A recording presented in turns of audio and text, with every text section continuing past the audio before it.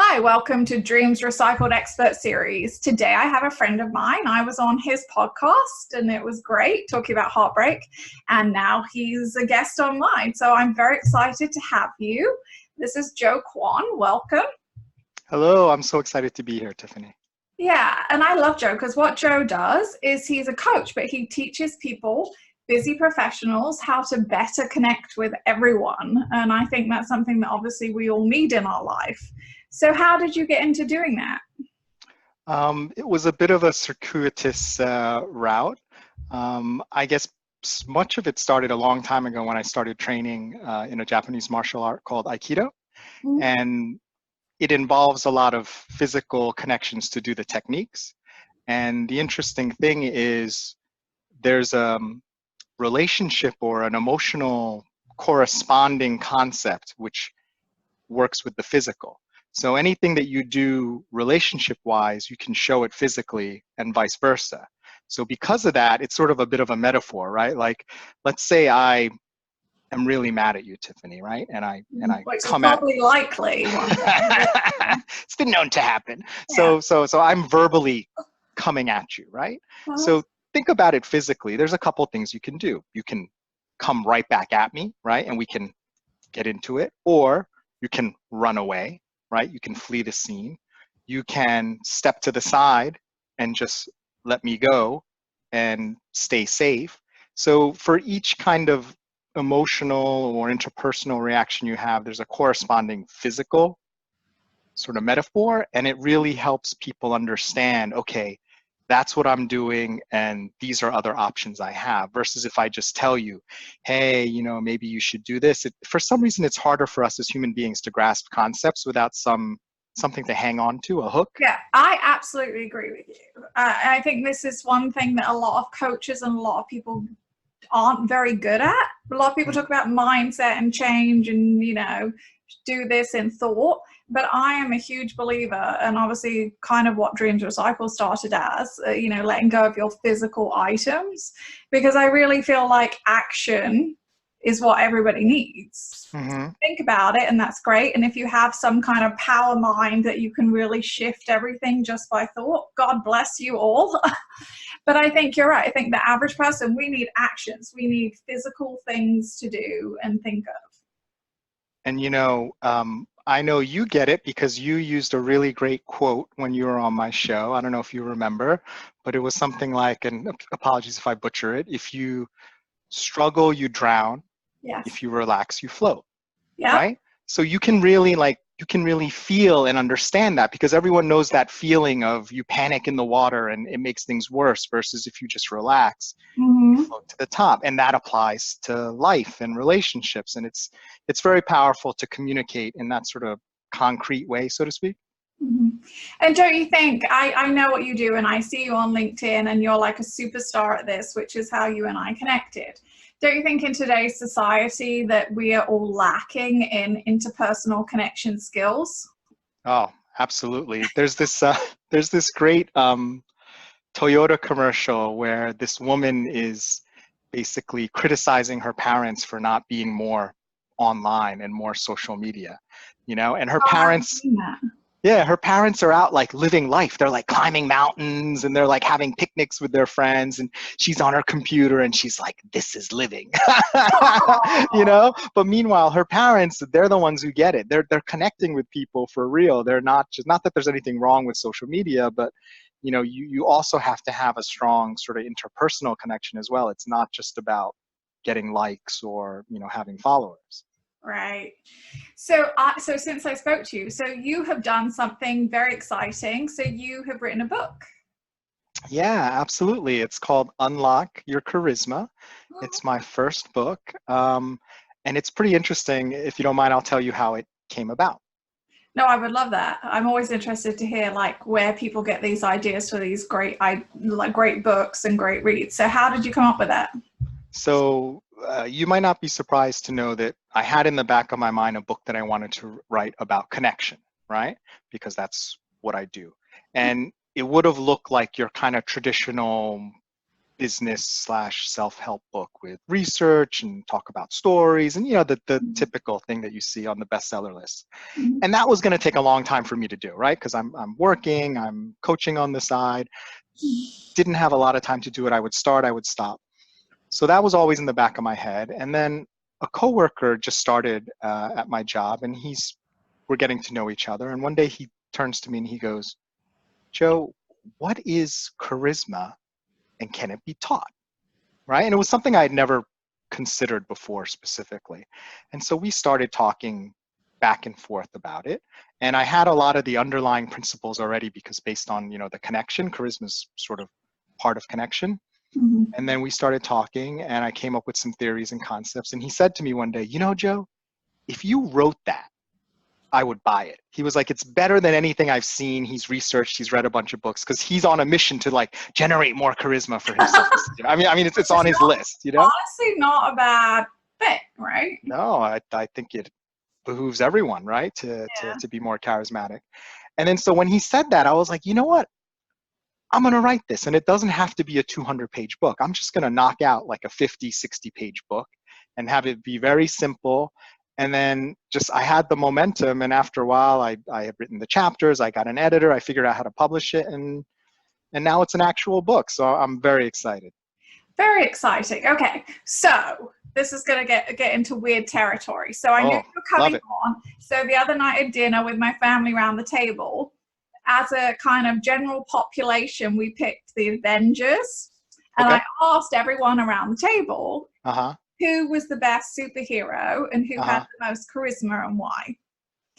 And so then, of course, I've got 3 children and they're all like into Avengers and we're all talking about, whatever it is. And everybody agreed that really it's not necessarily if you're the best actor or even how good looking you are. It's that you have the best charisma. Wow. Wow. So was there a consensus over which superhero people thought was the most charismatic? Well, the top 3. Okay, give it to me. Yeah, so they like Spider-Man. They think he's really fun and funny and charismatic and has a cheeky sense of humor. And then obviously Tony Stark. Yes, definitely. Yeah. Probably the most charismatic, right? You could he walked into the room, doesn't kind of matter what he looks like so much. He's not necessarily, movie star good looking, right? Right. But you'd know he was there. Yeah. And then is it Chris Pine, the Guardians of the Galaxy? Oh, yeah. I get all the Chris's mixed up, but that one. Chris Pratt, I think his name is. Yeah. Yeah, my kids will be cringing going, oh, you're so But him, for the same reason, he's not necessarily movie star good looks. He's a good looking person, but he has such a big personality and charisma. Right. That he really makes that part and makes that character and makes that movie. Well, what I love about this example, Tiffany, is it perfectly illustrates, I think a good word to use is elusive, right? Mm-hmm. To understand and to articulate charisma is very elusive for all the reasons and examples you just gave, right? So for one person, it might be another person, and it doesn't necessarily depend on looks, but it doesn't hurt to be good looking, as well. So what I've figured out, I think, is the actual definition of charisma that tells you how it works, like what generates charisma. Right. And once you know that, you can get more of it. But I've never seen it written down before for some reason. I'm not sure why. It's not like I'm smarter or wiser than anyone else. Well, do you say that in your book? Do you tell us literally how to get more charisma? Because that to me sounds like a hot read. Absolutely. It's in chapter 2. You just have to get through the intro in chapter 1 and it's right there. But let's back into it for a second. Okay. So think about yourself in real life. Let's get out of the realm of, on the screen, right? Because that's obviously they have an unfair advantage here with the characters and our hearts there. But think about someone in your life, either, past or present, that is really super charismatic to you, right? It's the type of person that you're really pulled towards. And I don't mean necessarily just in like a relationship romantic standpoint. I just mean this person has a powerful charisma. So Just take a second and sort of think of that person in your mind. Okay. Okay. Now, what would you say makes them charismatic to you? I mean, it's definitely personality, right? Personality, some kind of reminds me a little bit of Ronald Dahl. I don't remember his exact quote, but it's from Matilda, and it says like sunbeams come out of them from the inside. That kind of was what it reminds me of. It's something that they generate, right? Some kind of energy, something they give off, like sense of humor, warmth, intelligence, personality, something that just by being near them and listening to them, you feel like you're impacted by, basically. So what you've described shows one of the major points about charisma is that one of the reasons why it's elusive is it's invisible. It's between you and this person. Right. It lives in the energy between Tiffany and this person, right? It's not contained in that person. It doesn't exist unless you're in proximity of each other interacting, right? So that's one thing. The second thing is all the things that you described, like personality and the way they make you feel.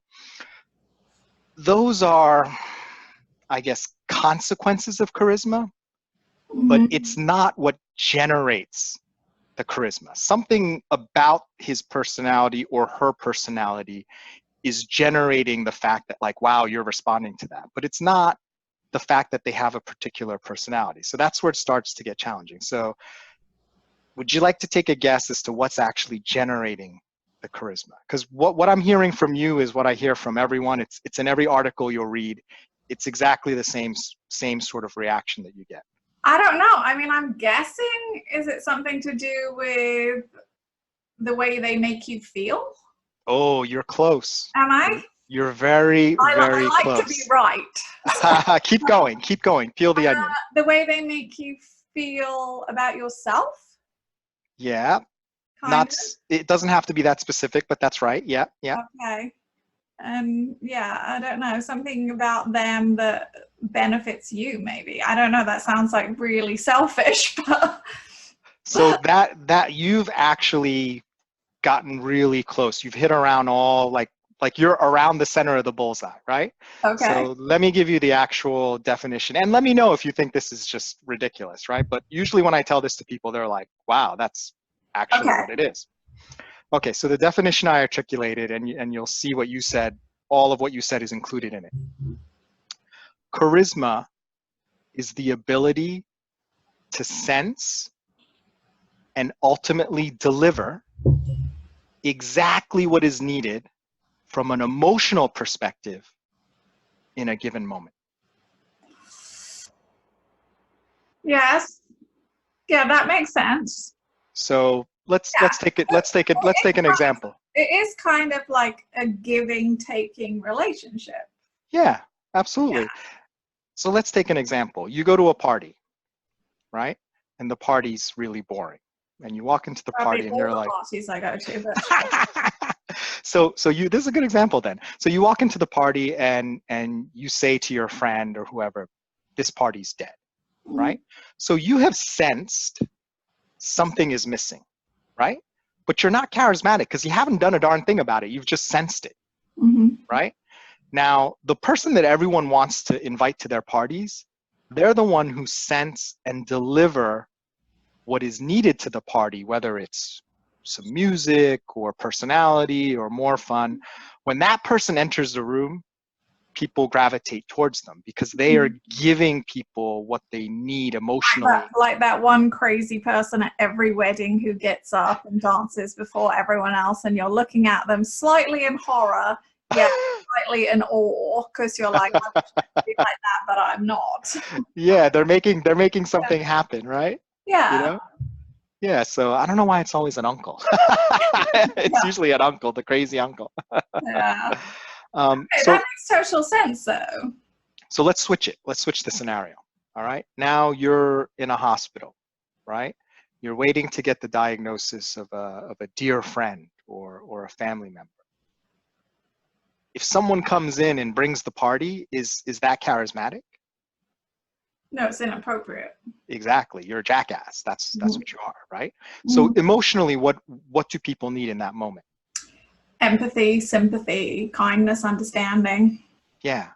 And so when someone comes and brings that to you and helps you access that because you're down and maybe you can't get there yourself, or no one in the room is able to help you get that, Mhm. how are you going to feel about that person? Yeah, you're going to feel like, wow, that was an amazing person. Like they showed up, they gave me what I needed and Yeah, made me feel absolutely. better, right? Yeah. So that's why charisma is so elusive, because it's situational and Uh, it's what you need. It's not what I have and I give it to the world like I'm Tony Stark, God's gift to whatever, right? It's because the person is able to sense what that audience or that person needs, and they're actually able to give it to them. So it's like a super, like talk about superheroes, it's kind of a superpower of empathy almost that you can, Plus, yeah, you can read the situation, you can read the person's needs, and then you deliver it. yeah, because empathy is, I guess, the initial key, Mm-hmm. right? But if you're just empathetic and you don't help them move to a better place, then you're just a really, really good listener, right? Mm-hmm. And sometimes that's enough, but sometimes you want to move somewhere else, like you're down. Like let's say you've just lost your job, you've been laid off, Mm-hmm. and you're down on your luck. Some people will stay with you and listen, and they're a great listener, but you'll still be down and you might feel a little bit better. But there are other people who will listen to you, but then also give you just that little spark of encouragement you need to get off your duff and change your life, right? Yeah. That's charisma. Yeah. Yeah. So, okay. So now we know what it is. How do Yep. we get more of it? Good question. So there's 8 principles that I've come up with that deal with charisma, and the basic ones that you need to get it, right? To understand, to get it, is the first one is connection. Mm-hmm. So you need to connect with the person, right? And the second one is, in order to connect, you have to be authentic, right? You have to be drawing from your true self. You shouldn't be mimicking them, striking power poses, making eye contact, doing some sort of formula. That's not going to work. And if it does, it's not really you. It's not like the most powerful version of you.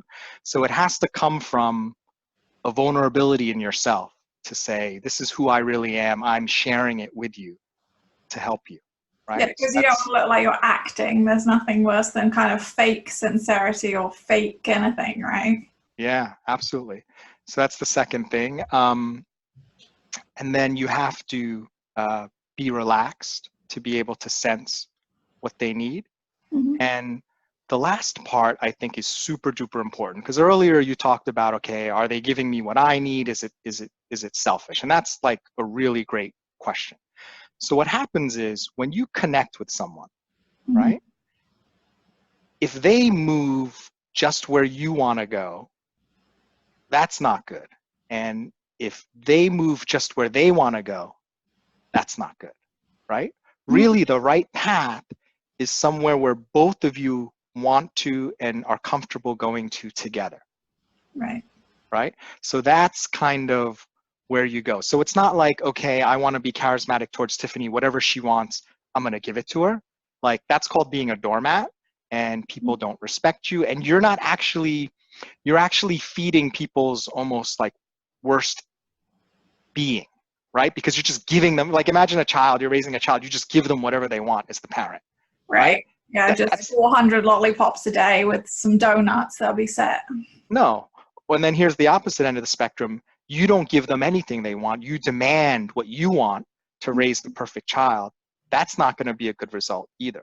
What you really want to do is understand, okay, as a parent, I want to guide my child and have them learn certain principles and behaviors. How do I connect and communicate them with effectively so they grow up to have the kind of knowledge and experience and wisdom to be a great adult when I'm not around, right? So that's Right. both of you, right? So it has to benefit them and it has to benefit you as well. Yeah. Yeah, so it's kind of like an exchange of needs almost. Yeah. Yeah. So very interesting. Okay. And so how do you use this, or do you use this in your coaching? Have you like crossed those somehow? It's a good question. I haven't formally put it into my coaching yet. On the roadmap is to maybe coach specifically on charisma for people who want to do a deeper dive into it. So right now it's just the book, and I'm sharing some articles with folks. Maybe I'll fold it into my podcast at some point. And eventually I want to deliver some sort of, like a 12-hour master class on charisma to take the principles and really do a deep dive, like one-on-one coaching. Yeah, because I think that obviously, like I'm not in HR, right? But Mm-hmm. I would imagine in the business world in HR, it's actually a big factor in why some people get hired and some people don't, why some people get promoted and some people don't, right? Because our perception is everything, and how we feel and how we connect and how we, kind of view other people has to be a huge factor. Well, you've hit on a really great insight there, Tiffany, because many of us, and I include myself in this camp until very recently, we think if we work hard and we're an expert in something, we will get our due, right? People will recognize it and we'll get what we can accomplish. And to a certain extent, you need those things, right? Like, it's important to have them. Hard, you need to have skills, yeah. Yeah. But here's the truth, right? You're only gonna go as high as the people who have the ability to pull you up higher want to pull you. So at some point, your technical level and your expertise is going to hit a ceiling, right? And then at that point, it's just people saying, you know what, I really want to develop this person. I trust this person. I like them. They help me. They give me value. They give the organization value. Mm-hmm. And in a way, it's charisma, like less in the sense of like interpersonal, like, friends, but more in the sense of, they deliver, right? Like, let's say you're a VP of operations, right? Who are you going to promote? Are you going to promote the person that you feel confident always completes projects on time, under budget, blah, blah, blah, and you know that, and they give you that feeling? Or are you going to promote the person who maybe does the same thing but works in obscurity? So you don't even know what they do, right? They don't speak up. No one talks about them. Yeah. Right? So it's like you're invisible. Yeah, exactly. That's the word I was going to use. They become invisible, which is a shame. I mean, because not everyone is charismatic. Not everyone is, dynamic and outgoing, whatever. But I think it's really interesting what you're doing, because if you could figure out a way, and this book shows you how to kind of improve what you have, or get something that you really don't have, which is, many of us, that, that's helpful for everyone.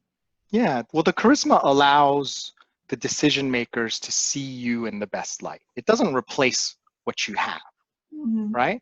But without the charisma, it's almost like they have blinders on and they can't see you. So if they can't see you, they can't reward you.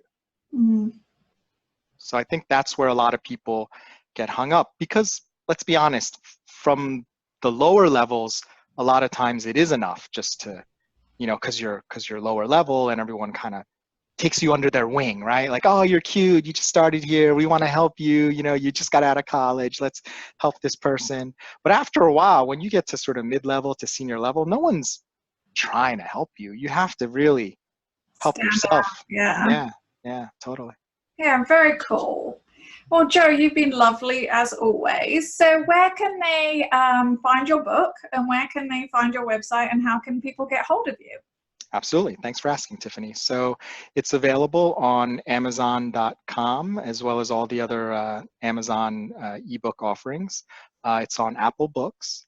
And the easiest way to find out more about me is on my website, which is www.connectioncounselor.com. Very cool. Well, thank you. I wish you huge success with your book. I know for a fact I will get it shortly. So thank you so much. And if you didn't catch where you can get it or connect with Joe, it'll be in the links below. So thank you very much. And I hope you have a wonderful weekend. Thanks, Tiffany. It's been a real pleasure, as always. Thanks, Joe.